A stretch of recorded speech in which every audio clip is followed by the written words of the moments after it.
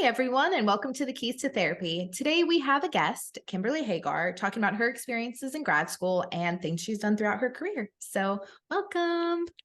Thank you. I'm so excited to share. It's Yay. been such a journey to get here. Oh, good. And I want everyone else who's starting their journeys to be able to learn from our stuff. So, I appreciate you being able to share. Yeah. Tell me a little bit about who you are and what you do. Yeah. So I'm a licensed clinical social worker, LCSW, in North Carolina and Illinois. That's where I'm from. I own my practice, Mindfully Balanced Therapy, and I work with adults via telehealth, um, a lot of anxiety, perfectionism, imposter syndrome. I work a lot with the people who feel like they're never doing enough or they're doing too much, but it never feels like enough and they never feel like enough, which I feel like is so many of us right now in our current society. So, yeah, really just kind of working to create a more mindful balance of ourselves and all of the different pieces that we have to kind of keep track of in our lives. Awesome. Yes, and Kimberleigh has her own YouTube channel, so I will link that below as well. I do. Come check it out.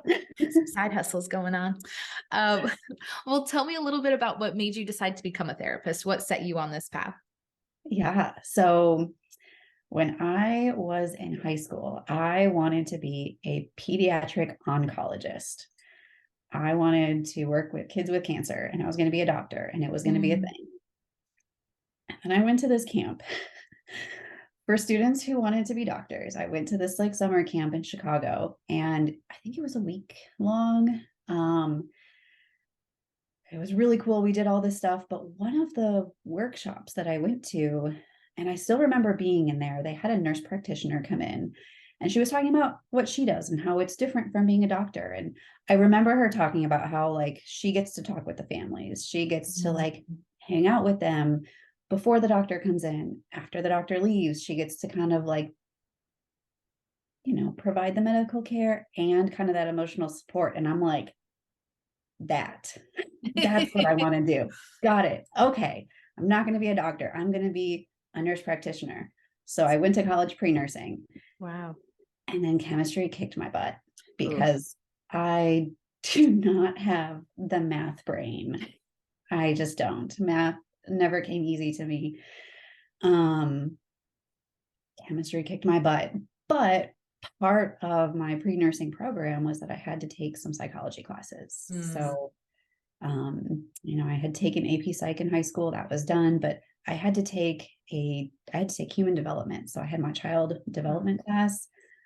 And oh man, if that class didn't come to me like so easy, everything just made sense. Everything just clicked. And I'm like, wait, I actually like learning this stuff. Like this stuff, like it just resonates, like it just fit.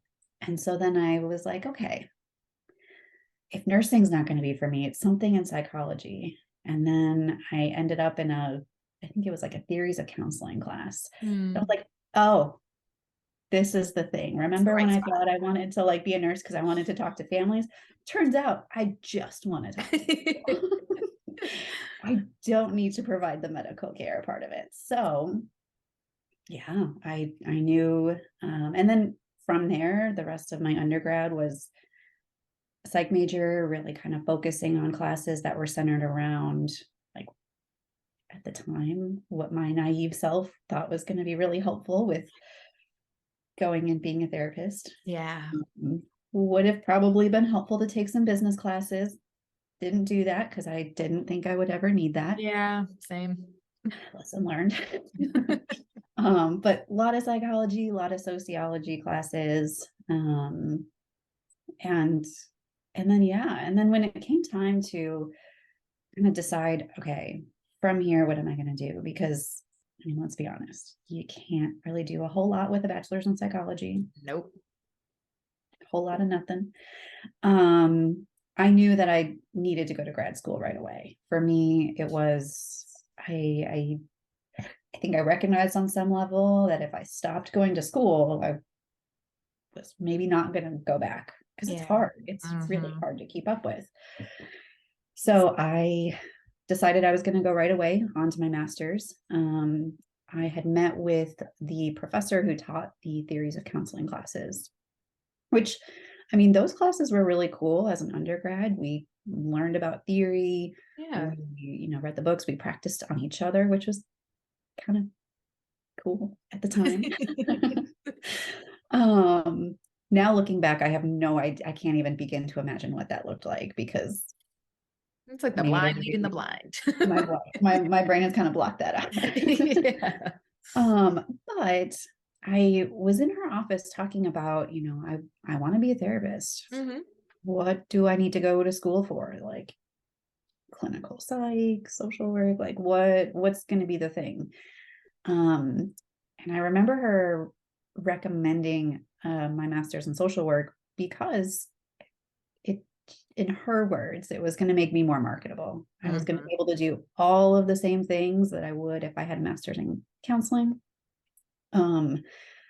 But at the time, and I think still for right now, LCSWs are the only ones that can bill Medicare. It's changing next year, I think, for LMFTs. I don't know Hmm. about clinical counselors yet, but when it comes at the time, at least, that was part of the decision, part of Right. it'll be easier for you to find a job, easier for you Hmm. to get into things. And that was appealing to my college self at the time. So Oh yeah, money, jobs, future. It's like, sign me up. That's the one. yeah, yeah. And then I had kind of narrowed it down to a few different grad schools in Illinois because that's where I'm from. That's where I was at the time. And I ended up meeting with two of them. And I asked both of them. My very first question to them was, I want to be a therapist. I Hmm. don't want to do social work. I don't want to do case management. I don't want to work for DCFS. I want to do outpatient therapy. Hmm. Is this the right program? And of course, both of them were like, of course, yes, you're fine. Hmm. Most of the people in our program are doing exactly that, Right. which was a relief, but it was helpful for me to ask that question and just know for sure, like, okay, I'm not going down a path where I'm going to end up in a job that I don't want to do. Right. Because did your undergrad program ever talk to you about like licensure stuff or like different master's programs or anything like that? Outside of that one, well, not one, the conversations I had with that one professor, no. And I went to a really small liberal arts school in like rural Illinois. There were three psych professors in the whole department because it Mm, was a small department. yeah. And only one of them had any history of working in like counseling as a therapist. Okay. So she was the one that I talked to, but yeah, I think it was, there were just some limitations because it was a smaller school, smaller, even alumni base to be able to kind of talk about that. Hmm. Um, but when I started, talking with the two grad programs that I was looking at, that was where some of those then kind of started to come up, some of that better understanding of like what that timeline was going to look like, what the requirements were. Um, I ended up between the two programs at the time. I was kind of choosing between University of Illinois and Loyola in Chicago. Hmm. And for me, one of the key differences was that Loyola's program um, seemed like it was pretty typical of many of the other programs that I saw, where you're doing a mix of like classes and internship kind of like throughout the 2-year program. Hmm. The U of I had an interesting program where for the first year, I was full-time taking classes in the Oh, classroom. wow. That was it. And then my second year of the program, I was in a full-time internship. So I Wow. was there, I think it was, yeah, a 32-hour a week internship. Oh my gosh, that's definitely a lot of hours. Yeah, yeah. So that appealed to me a little bit more because I really liked the idea of getting all the information and then going into the internship almost Hmm. like I were going into a job of like, now I'm going to apply all of this stuff rather than kind of feeling like I'm starting my internship, but I haven't learned anything. I don't know what to do. That's what my program was like. It's like a few months from now, like maybe I'll learn that in like I don't know, January, but I haven't learned Right. that yet. So, Right. okay, but that is different. I have not heard of a program like that. So that's actually cool because you get like the whole foundation solid for a year before you're expected to just be out there. Yeah, and I really liked it too because it gave me the opportunity. I did, um, the campus for the U of I that I was at was in Central Illinois. Mm, So I was there for a year doing the full-time class thing, kind of getting some good experience. Um, but then because the internship was full-time, we really could go wherever to do it. So I was able to go back home up to the suburbs of Chicago, which is mm, where I wanted to be and work anyway. So then that was good because then when it came time to getting my internship experience, I was in the place where then I was going to want to have a job. right. Um, and actually it even allowed, I remember one of the girls in my cohort, well, I guess women in my cohort, she went and did her internship in Israel because that's where she was from. So like it really just opened the door because of how they had it set up. Yeah.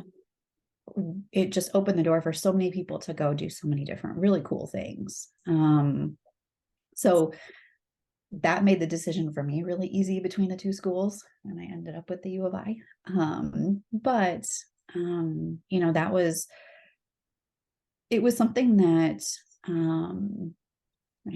I would like to see more schools do, and I hope that there are other schools outside of the U of I that do it that way. Because yeah, I think while we all graduated still with kind of that like, wait, what am I supposed to do now Yeah. feeling?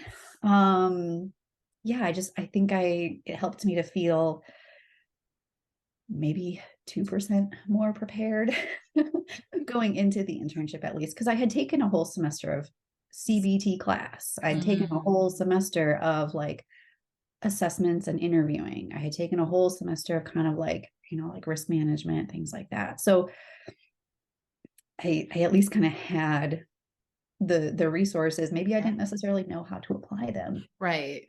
Need but a I at least folder somewhere. right. Yeah, I had that stuff that I could kind of pull back on and Yeah. be like, oh, hang on, I think I have a worksheet for this. Right. And so that, yeah, I think that was really helpful. That's awesome. Yeah, that's really different. And I mean, there's pros and cons to everything, but I like how that was structured because I feel like you guys maybe went into your internships more confident than like people in my program did, where technically our first day, I'm pretty sure it was a while ago, but I'm pretty sure our first day was at our internship before we ever sat in the classroom because we would do our internships Mondays and Tuesdays. So then it's like, hey, I'm here. Don't know what grad school's like yet. Don't know what's expected of me here, but I'm here today and tomorrow. So you just definitely felt more unprepared going in. And I mean, everyone's got like their imposter syndrome and fears going in, but at least you had done some of these assessments, practice them instead of in a school setting where it's kind of safer versus for the first time when it counts and you're with a person that you Right, actually have to assess. So right, right. that's And it was cool to also be in the internship site full time, right? Because yeah. where I did my internship, it was essentially like a private practice office. Okay. It was just run by like local government. So it was for the people that kind of lived there. It served like the students that were in the school districts there and then their families. But it definitely had a very private practicey kind of vibe to it. And a lot of the therapists that worked there part-time. So some of them were there maybe like Tuesday, Wednesday, some were there Monday, Thursday. And Mhm. so, I was there 8 hours Monday through Thursday. So I got to get to know everybody. I got Yeah. to get some variety of my caseload as time went on because I wasn't just stuck with the people who happened to be there on the same days. Hmm. If they had a staff meeting on a Wednesday, like which they did at that time, you know, I was there. It's not like, oh, that happened on a day when I had class. Yeah. Um, and so it really gave me that opportunity to like feel like I was a part of that office and the flow of it. Because, thinking back on some jobs I've had, like different days have different vibes. Hmm. And if I had only been there on a Monday, Tuesday, Oh. well, number one, I would have never been in a staff meeting because it Mm-hmm. didn't happen on those days. But I would have missed out on some of the things that ended up happening later in the week, or some of the other therapists that maybe had a different approach that I would have never been able to see or learn from. Yeah, that's Yeah. true. Was the internship, it wasn't paid, I'm assuming, because it's through school, so it's like class credit. Mm-hmm. Did you guys have to do like papers about what your experience were, like how, or how what your experience was? Like, how did the internship part tie into the school part? Like, because I know sometimes it's like internship and then you have like a practicum class or. Yeah. So on Fridays, oh gosh, and this was 10+ years ago now. So It's okay. I don't remember if we met every Friday or if it was 1 or 2 Fridays a month. Because we did our internships Monday through Thursday. Mm-hmm. And now, having been in the field for 10 years, I'm like, most private practices are closed on Fridays anyway. So True. great. I didn't miss anything. But Fridays, at least some of the Fridays, we would have like essentially like a Zoom where we would call it, because we were all throughout the state, some people in a few other states. Mm-hmm. So it was a virtual, we would call in and kind of talk about our experience, ask questions.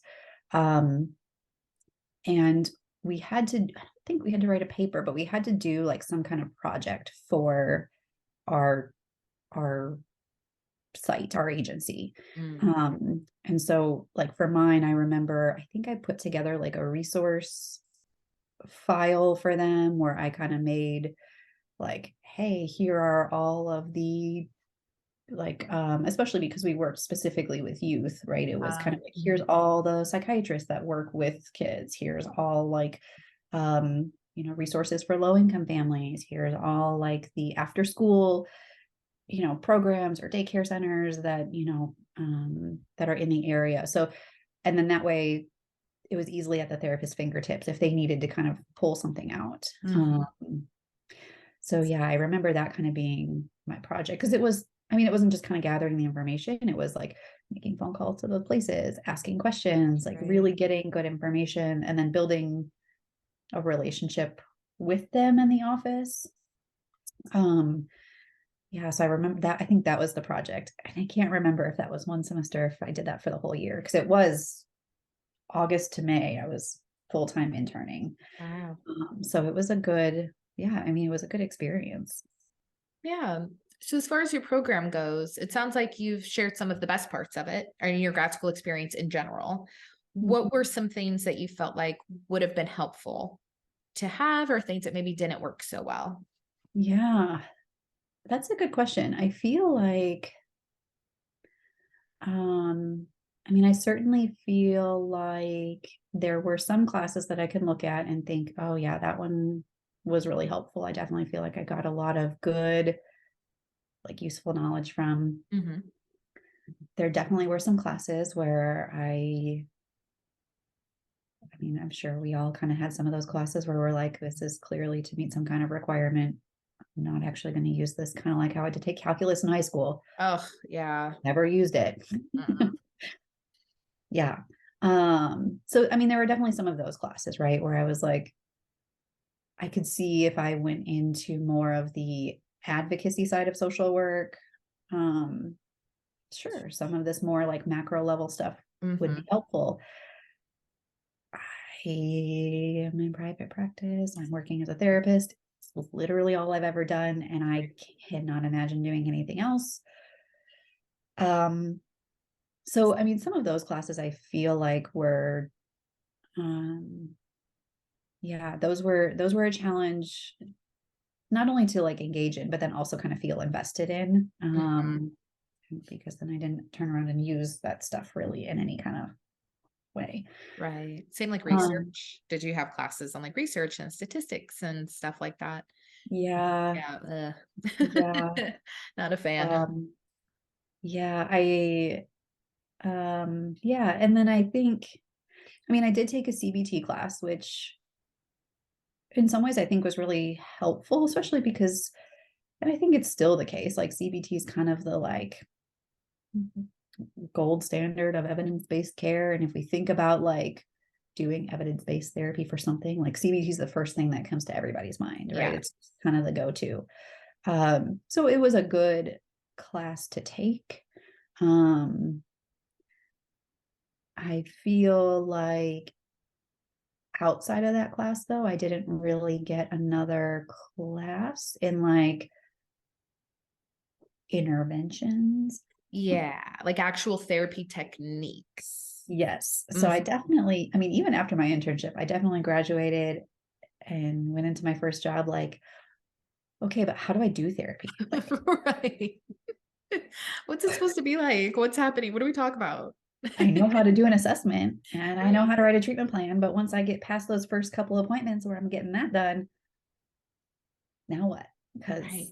CBT was a whole lot of worksheets and books, but like, am I supposed to like pull up a table, set the worksheet down, and let's go through it together? Like, Yeah, that's like school. And that's not the teacher. yeah, not for everybody, but Right. I mean, I'm teaching, but like, not the mm, vibe. yeah. Well, speaking of that, what was your first job after like you finished your program, graduated? What did that look Yeah. like? So I ended up the place that I did my internship, I ended up working for them part-time. They hired me on as a, and everybody was part-time. So I just kind of joined in as a part-time therapist. Um, and then I think at the time I also was working at like one of those like tutoring centers. I was teaching high school kids how to take the ACT, Mm. not the math section. We've already established that that was not my jam. Um, and even there, I remember like, while I was there to teach them how to take and pass the ACT, Mhm. I still remember like they would have me work with the students who just had a lot of test anxiety, because then half of what I was doing was like, how do we manage our anxiety when we're Right, in this breathe. test? That like is not great, but we Um, have to take it because it's just right for right now, the thing. yeah. Um, so yeah, I was doing both of those things kind of part-time. And then I moved to Central Illinois and worked in community mental health as a Mhm. therapist. And so that was kind of my first like full-time jumping in just all the way, not really fully knowing what I was getting myself into. Yep. I mean, it was definitely a change, working at the place that I did my internship, because it was kind of set up more like a private practice. Mhm. It also had the clientele more like a private practice. Low risk, high functioning clients, ones that were okay, kind of just, uh, yeah, low risk, I guess is just kind of the best way to kind of describe that. Mhm. Whereas then once we got, and not everybody, but most, um, but then once I got to community mental health, it was a much different vibe, much different energy, much Mhm. different workload. And then that's where I ended up staying for, gosh, 5 years, I think. So, that's where I really got the bulk of my, supervision that I needed to then get my Mm. clinical license. And I stayed in the counseling department for most of that time. By the end, I was doing a little bit more kind of, some team leader work. By the very end, I had kind of moved into more of like a training, staff development, compliance role. So by then, I wasn't really doing much direct clinical work myself, but that was like literally just in the last year that I was there. Yeah. So, but yeah, that was a really good experience to be Mhm. able to, I mean, it's almost like a sink or swim, right? Yes. You You see just everything. figure it out. Mhm. You get exposed to everything, everybody, every issue, like all of the Yes, things. So it's almost like boot camp for therapists to work in community mental health. for sure. For Yeah. sure. And I mean, I did really like the setup of, where I was, at least because I was in the mental health counseling side. We had Mhm. a separate substance use kind of side of things. So I, was able to just kind of refer to that department to supplement things. And I didn't Mhm. necessarily have to take that on. We even had like a crisis team. Oh, So, nice. there wasn't after hours phone calls. There wasn't like, I literally only had my work email on my desktop computer and Mhm. my phone as the phone plugged into my desk. So when Yeah. I was not there, I was inaccessible to clients, which was great, right? Yeah, good Really boundaries. important boundaries to have at that Mhm. time. And so, I mean, that was really, it was just really helpful, right? So if, crisis situations came up, it was good to know that there was a team that I could kind of like Mhm. lean on in some of those cases and connect my people with rather than feeling like, oh my gosh, I have to do all the things. And there were even, case managers that could kind of help them with like Wow. resources and all kinds of other things. So I was really able to like focus mostly just on the mental health therapy piece. Yeah. I know, unfortunately, that's not necessarily the setup at all community mental health places. Sometimes the therapists are having to wear like multiple hats, which makes it tougher, right? It does make it a lot harder to Mhm. kind of juggle those different things. Um, and and yeah, if you're at a place or have the opportunity to work at a place where there can be kind of that like wrap around, like all encompassing support team, Mhm. I think that can be really valuable, not only to the clients, but then also to the Oh, people that are in that. yes. Like a sense of security, because you were saying how your project at the other place was to make the resource list, but now you worked in a place where you were coworkers with the resource list and could be like, oh, if you just go down the hall and blah, blah, blah. Like that's very helpful to know, like it was all there for you, but also to be like, the clients, everything was accessible to a place they were familiar with. There was people that maybe you knew personally, or at least have seen or been in meetings with. So Yep. it just feels like you have more connections and it's almost like a safety net as a newer therapist. Yeah, very much so. And it really also kind of gave that space to really think about like, okay, what is my job as a therapist? Like, Yeah. we have case managers. It's not my job to help you fill out this application or come up with the list of places that you can contact Mm. for, getting help with a utility bill, right? Like there were case managers that were able to help with that stuff. Or, while I did safety planning with clients that needed it, um, if something kind of came up in between the sessions, Mhm. the crisis team was the one that was there and they were available 24/7. Mhm. I imagine that, working in community mental health, like you don't really have lulls in your schedule. Like you are back to back to back. So if a Yeah. client's in crisis and they call me, they're going to get my voicemail because I'm in session and I'm probably not going to hear the voicemail for a while because Mhm. I'm in Yeah. session. And so knowing that that was there, right, was kind of that like, and knowing that there was an understanding with the clients and even in their safety plans that like, Mhm. the crisis resource is the one to call, in addition, of course, to 911 and all the other stuff. But um, it really gave me the space to think about like, what is my job as part of this team? And let me hone in on that rather than feeling like I have to do everything. Yeah, and that's I think a big thing a lot of therapists, especially when you're newer in the field, it's almost like a superhero complex kind of where you're just like I have to save this person, like I'm responsible for them. And then next thing you know, you're googling how they can get help to pay the utility bill.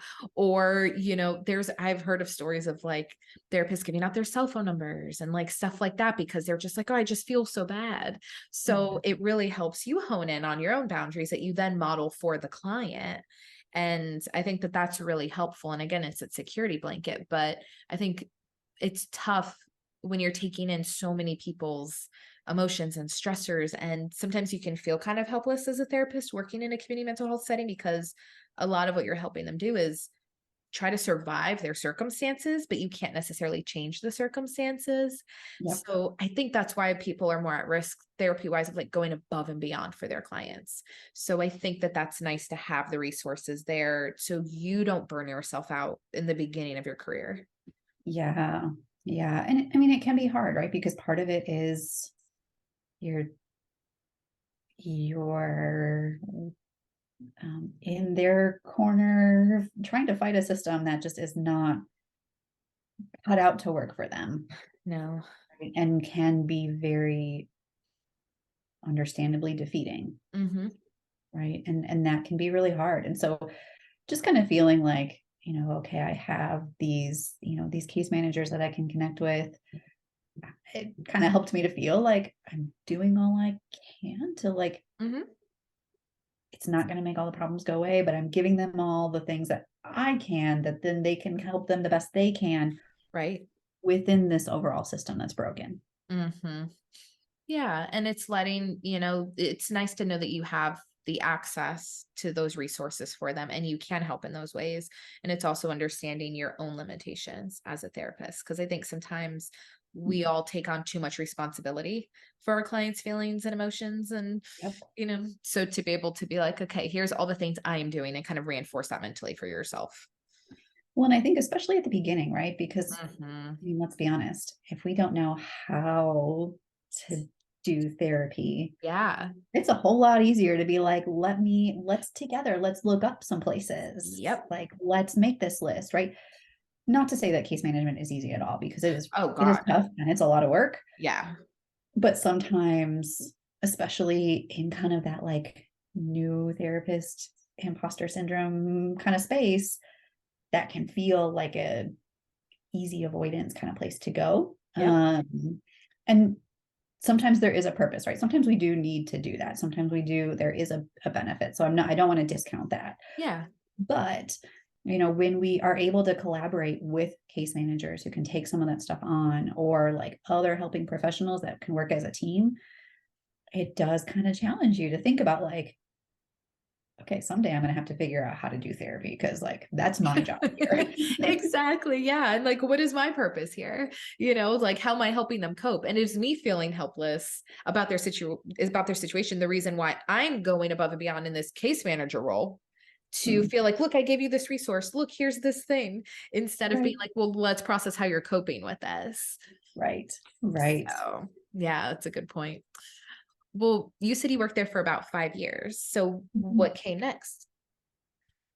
I moved to North Carolina. I Woohoo. got really tired of the Illinois winter and all the snow and just all of that. And so my husband and I decided we were moving somewhere warm, and we landed in Charlotte, North Carolina.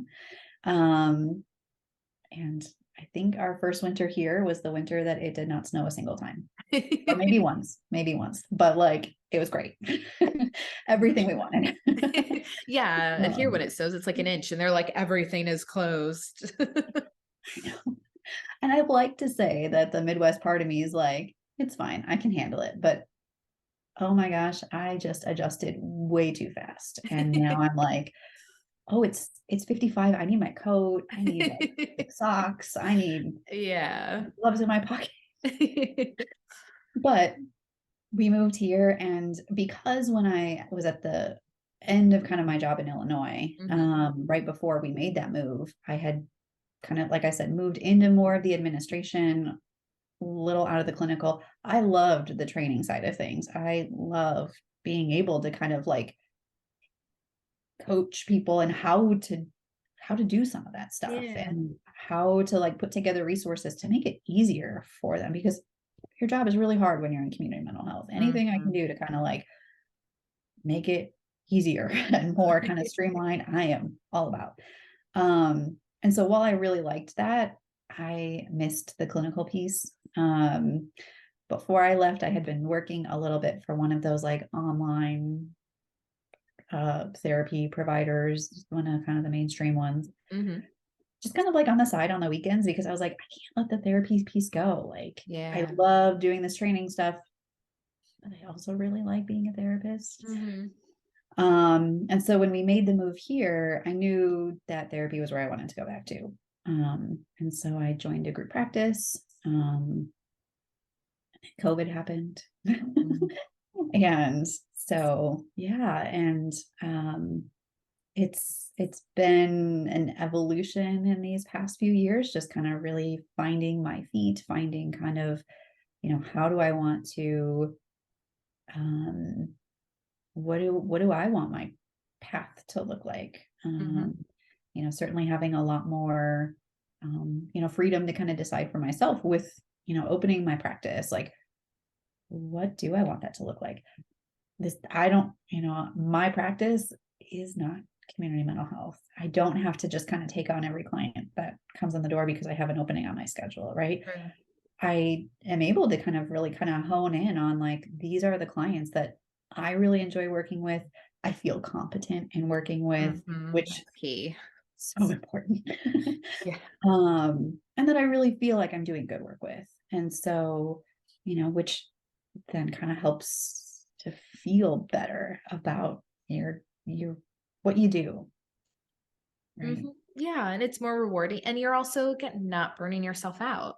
So it's kind of the way that I look at it is like you start in your career, it's like a triangle, like all of the things you're taking in. And as time goes on, you're like, okay, I'm narrowing it down until you finally get to a point you're like, these are my people, this is my place, these are my hours. And like Yeah. you figured out what works best for you because I feel Yeah. like no one in my program talked about burnout.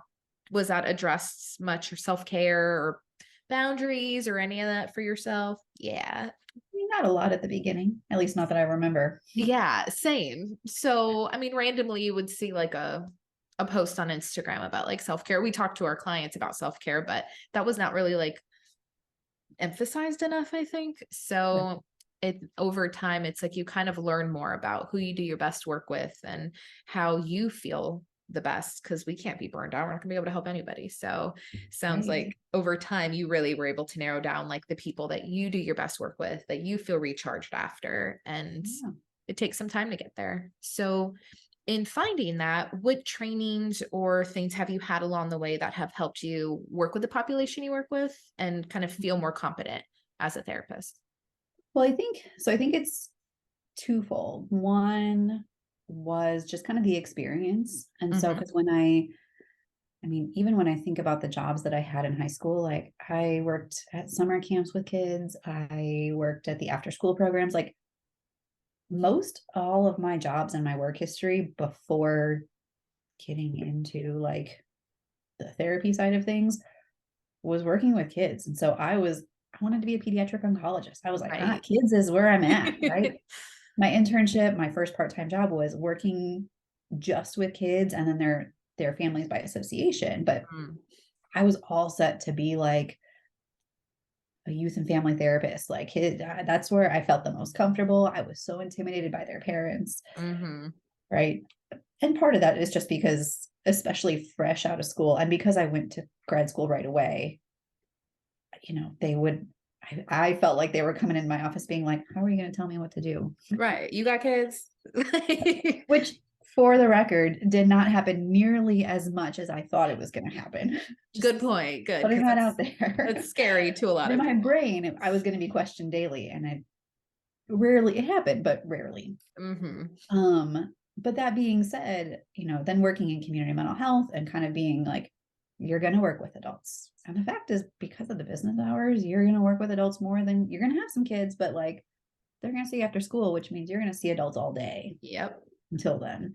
Um, and then over my time there, I just kind of learned, like, oh, I actually really like working with your moms a whole lot. Hmm. Okay. And now here I am, right, working primarily with women who try to do it all, which is a lot of moms. I don't Definitely. only work with moms, but a lot of them, right? Just because there's that, like, I gotta do everything. Yep. Um, but yeah, so part of it came from that experience, right? Kind of like really, I don't know if giving myself the opportunity is the right phrase, or kind of being pushed into some opportunities, even though I was really nervous to work with adults, feeling like, Hmm. I don't know if I can do this. I mean, now I only work with adults. And I feel like if I had been in an opportunity where I could stay only working with kids, like, maybe that's where I would have stayed forever, just because I wouldn't have Known really any pushed different. myself, right? Yeah. Yeah. So I feel like that was part of it, right? Was kind of as scary as it was sometimes, getting the opportunity to like get out of my comfort zone. And that's part of that bottom of the pyramid, right? Where you Yeah. like, sometimes you got to do that to like be like, oh, I actually like this. Right. That's not as scary as I Right. thought. And then with that, then coming back to the training piece, when I was working in community mental health, a we had a DBT program. It wasn't like a typical, like fully adherent program, but we had a DBT group and we had a couple therapists that ran it. And one of them was going to be going on maternity leave. So they needed somebody to take over the group. And then the groups were expanding. So they wanted to kind of bring another therapist into that rotation. And I was asked if I was interested. And up until that moment, I was terrified of DBT because I heard that, it was a program designed for people with borderline personality disorder, And all the very stigma. intense. Here's all of this stuff. And I was like, whoop, too scary. Don't want to do that. Can't handle it. Not for me. But because of kind of that, again, that like all encompassing aspect of kind of like the place that I was working and feeling like there was going to be a lot of support with DBT group, you're always co-leading those groups. So I was never going to be by myself, right? There was always, it just kind of felt like, okay, I'll give it a try. And if I don't like it, I can just sub in for her this round and then not do it again. Yeah. Right. But I loved it. I loved it. And I feel like part of why I liked it was because it was kind of the first time where I was given a curriculum that it was like, here's how you do therapy. Here it is, Oh, right? nice. Here is kind of the like, it's not, there are worksheets, but DBT does a really good job, like not just teaching you what the worksheets are, but like, here's how you use them. Here's how you have these conversations. Here's the approach. When it goes this way, here's what you're supposed to do. And like, it was There's just literally a manual, so, right? literally a Yeah. manual with a script for some parts, with like questions to throw out, with alternates where if it's like, if this doesn't work, do this Oh instead. my gosh.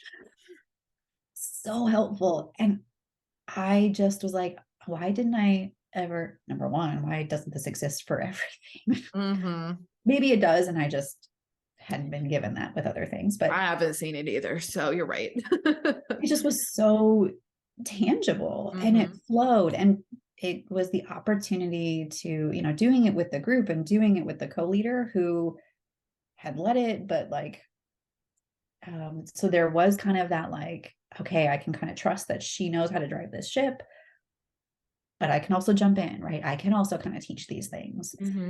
And and then being able to then cross that over then into my individual work, like it just fit and it clicked. And I mean, even now in private practice, I don't do DBT group anymore. I don't work with high risk clients anymore. But all of my work is still based in like the foundations of DBT because I feel like it's tangible. It made sense for me. And I feel like the stuff that I was teaching was like, this is helpful. Like, I'm going to do this stuff. Like, and I do this stuff. That's awesome. Which I feel like is what maybe helps me to care then about the things that I'm teaching. Cause it's not just like oh, here's a whole bunch of stuff. Good luck. Right. It's like, Yeah. hey, here's this tool. Here's some different ways you can use it. Here's what I found that works for me. Here's how I use it or what it might look like. And I find that like resonates in a different way than when I try to do something that's like, I went to a 1-day training on this. Here's some information. This could be helpful. Right. If it even was a 1 day, sometimes like a 1 hour webinar or something you watch. And then it's like, here's this handout I got from it. Let's try to do it together. But Right. Well, it's like you were saying with grad school, there's not a lot of like there's a CBT class or something.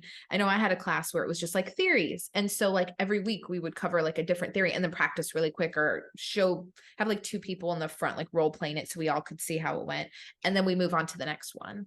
Like there wasn't a lot of like what to actually do. So that's going to be helpful for some of the new therapists watching to know like DBT may be something that one is not only going to apply for borderline personality disorder, but also has that manual and provides you with a lot of skills that could potentially work across multiple populations or age groups or wherever they Yeah. need to apply it. Well, it was really too, I mean, like I said, I was afraid of DBT. Like I was like, I'm not cut out to do that kind of work. There's a reason I'm on the counseling team and not on the crisis team, like full time at least, right? So had that opportunity not come up, I don't know that I would have ever picked up the DBT manual. I don't know that I ever would have looked at it. And now, like I said, it's like I breathe dialectics all day. I could spend hours talking about the different skills, as I have. So, but if I had been presented like an opportunity to like learn EMDR early in my career, maybe that would have been the thing that I'm like all in on. And not to say that like I only do DBT, right? It is the foundation, but from that, like I've really done a lot of work with like mindfulness stuff, which is part of DBT, but like expanded into that and Right. a lot of like self-compassion work and a lot of like these other pieces that complement it, that kind of go with it. But I just feel like that exposure to something other than CBT, not throwing shade, but like No, but it's not going to need a work for variety. me. Right. Which I think is hard because certainly depending on where you're working, you and in theory, we're using evidence-based practice all the time. Depending on where you're working, that there can be a lot of rigidity around that. And so there might be some limitations. DBT, fortunately, is one of those things that like has enough evidence base behind it that like it oftentimes is still gonna fit, even if you work in a very kind of restrictive atmosphere where like CBT, DBT, like very concrete Structured. things. And for some places, EMDR might fit in that, but I've also seen some places where like that doesn't fit in it. And so, or even like art therapy or things like that, just kind of, not feeling like, oh, I have to wait till I'm fully licensed. I have to wait until I'm in my own practice and then I can figure it out and what I want to specialize in. Like, I think in my head, I was like getting these flyers for these trainings would come up and I'd be like, I don't need the continuing education yet. Like, no, I'll wait. I'm good Right. Especially till I get that financially. license. And financially too. Yeah. I think some of them do offer student rates, and I wish I would have taken more advantage of those earlier. I agree with that. And that's a very good point. Yeah, there's a lot now that I'm like, oh, well, that's like $300 cheaper if I was a student. And I did not even know that that was the thing. Conferences too. So there's a lot of stuff out there for students. So guys, look that stuff up. but yeah, that's a good point. So, and you're right. There's so many flyers and things we get like inundated with that sometimes it just feels like, nope, nope, nope. But it's nice that overall, it sounds like you were very open to working with different populations, looking at different treatments. It sounds like there was a lot of things you said yes to that opened doors for other things in your life to get you to the point you're at now. Yeah, absolutely. Yeah. And things that I said yes to, even if in my brain I was like, I don't know about this, like I'm terrified. Right. Right. But not letting that become this roadblock and Uh-huh. not letting that kind of be the thing that maybe kind of shut me off from something that ended up turning out pretty cool. So True. yeah. Yeah. So, I mean, certainly, talking with, if you work as part of a team, talking with like, what are the things that they specialize in? Like, where did they learn how to do that thing? They go to a training. Did they just get thrown into like hands-on experience in a previous job? Did they have a mentor that they worked with? Did they if they did training, was it like an online thing, or was it like a in-person workshop where then they got to practice the thing? Mm-hmm. Like how did they learn it? So that way you can kind of figure out like what works for you, because I mean, let's be real, most of us can't afford to go get trained in EMDR and brain spotting and fully trained in DBT and ACT and like all of Oh the my gosh. other like Letters. it costs way too much money. Like we just cannot. No, and the time, and then if you want to get certified and like all of these things, it's too extra. Right. So you're right. Like ask people, talk to, and that's another good point too, is I feel like a lot of times new therapists feel like we can't look like we don't know it all because we're already going to be judged because we're new, possibly young, just so fresh faced at times that it feels like I can't ask questions. I need to look like I know what I'm doing, like fake it till you make it type of thing. But Yeah. the best ways to learn is from other people's experiences. So you're right. If you've got access to a team of people or just different coworkers, I think that's a really good point, is to ask them their experiences and why they took the paths they did or the trainings they had that were helpful or what wasn't, so they could skip it. Yeah. Yeah. And I think, it's one thing to kind of say like, hey, tell me about like how how do you work with this client? Mm-hmm. Which I think is what we're used to doing when we work in that, like those office settings, right? Hey, do you have Yep. ideas for this? But even just kind of like sitting down to have a conversation about like, what what are some of the things that you're trained in? What do you really like to do? And like having that be more of the focus rather than the Mm-hmm. like case consultation side of things, which is True. so easy to do, especially when you work with a team. Mm-hmm. Um, but kind of having a little bit more of an intentional conversation about yeah, just to get some ideas. Cause yeah, you might just kind of find like, oh, maybe I want to learn a little bit more about Gottman couples therapy. I don't know. Uh-huh. Exactly. Yeah. And some things, since they're not covered in school, you don't know about until someone else says them, or you see it pop up in like a Facebook group or something. You're like, what is that? So Yeah. it's a good Or point. you think it's this big scary DBT thing that's going to be like way too much work all the time. And then you're like, Yeah. oh, I actually already am doing most of this. Yeah. It's not so bad. Well, my final question for you is, what do you wish you knew earlier in your career? I feel like there's been a few things you've said here and there that could definitely answer that question, but just kind of as a whole, what things do you wish that you'd known earlier? I think, I mean, I certainly think, like we were just talking about, right? Like that I could go to trainings earlier, that I didn't have Mhm. to wait until I was more established or whatever, right? That I could have, maybe kind of sought some of those things out, and that they were available oftentimes at a discount. um, so, I mean, that's certainly one of the things. And then I feel like too, we so often, especially like at kind of that school stage, like we're very much focused on like completing the thing and then on to the next thing, on to the next thing. Mhm.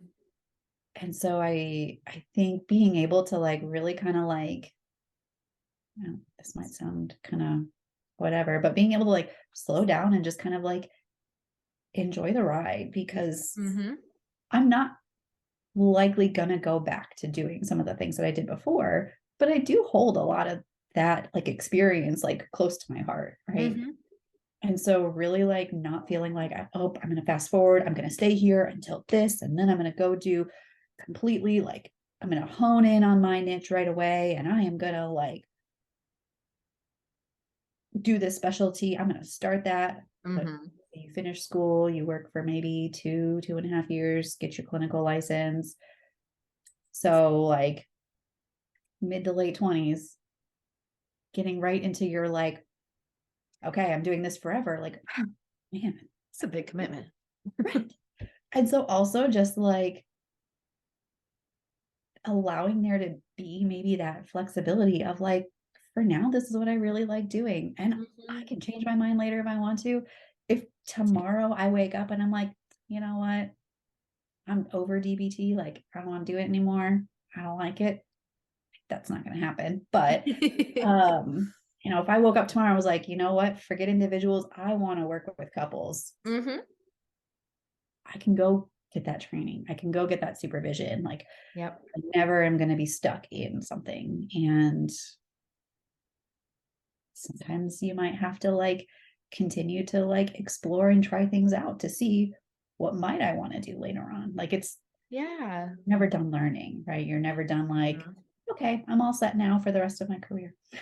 No, that's boring anyway. Like there's too many things and there's always going to be something new to learn. There's going to be some new book that comes out. There's going to be some new theory. There's going to be a hybrid of multiple theories. Like there's going to be conferences. There's the world changes. Look at COVID and telehealth. Like I wasn't ready to go to video and now I'm like, why would I go back in person?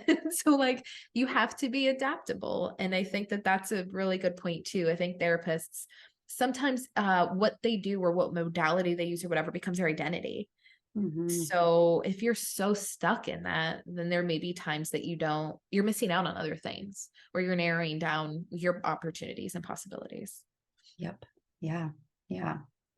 I feel like my last thing that I wish I would have known earlier or did Mm-hmm. earlier is, man, I wish I would have taken a business class or accounting class or marketing class in college, like intro, like baby level. Like we don't need to Right. go get a minor or double major, like, Yeah, but I wish I would have done something like that because now that I'm in my practice, man, there is a learning curve with some of that stuff and absolutely. it's tough. And so, even if earlier in your internship or earlier in your career when you're like, I'm trying to build my caseload and I got all this downtime. Does the community college have a business class you can pick up just to Mm-hmm. like, store some of that in the back for when you do have your own practice later on? That way you at least kind of have maybe a little bit more of the foundational knowledge with that than I have. Yeah, nobody in my program ever talked about private practice and like how to run that or anything along those lines. So you're right. Then all of a sudden you're like, this is what I want to do. I know the therapy side. I know who I want to work with. I know what I want it to look like. I know what colors I like. But how do you file with the Secretary of State? Like, what's an EIN? What are taxes when you have to take them out yourself? Like, When you're meeting with your accountant and they're telling you all of these words and you're like, I don't know anything that just came out of your mouth, but I promise I'm good at my job. I promise I'm a professional. Right. Here's all my papers. I don't know what anything is. Good luck. Like, no, you want to have that background. Like you said, marketing, even, and there's psychology behind that. So there's lots of ways that it can be incorporated, even if you don't have your own practice, but you have some sort of like other path you're going down. It's still really helpful to have. So that's an extremely good point and something I wish I'd known earlier in my career as well.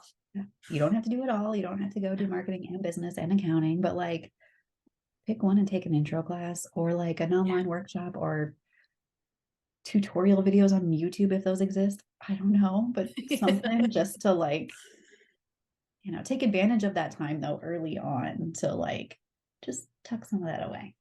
True. Don't wait until it's like happening to then start learning about it. You can, it's possible. We are proof of that, but it's a lot harder that It way. is. And I don't see nearly as many clients as I did when I worked in community mental health. Hmm. But man, I still work as much. So it's not like I have more time to learn about that now. True.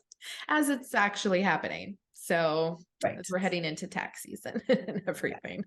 Exactly. Uh, well, thank you so much for taking the time and talking to everybody about, your experiences. I think it's so helpful to have a wide range of experiences. And even though we have the same license, we got to that point at two totally different paths. So I think it's really helpful that you've shared so much. And hopefully at some point we can meet back up again and do an episode on DBT because I don't have training in that. I don't know much about it. So you might be teaching me something. We'll talk all day. That would be amazing. So for Thank you you, so much. yeah, you're welcome. Thank you. For all you guys out there who want to follow Kimberleigh, follow her practice, her YouTube channel, I will link everything below the video. So subscribe below, follow what we're doing, and follow some of her stuff. Her channel's great. And I will see you guys next episode. Thanks again, Kimberleigh.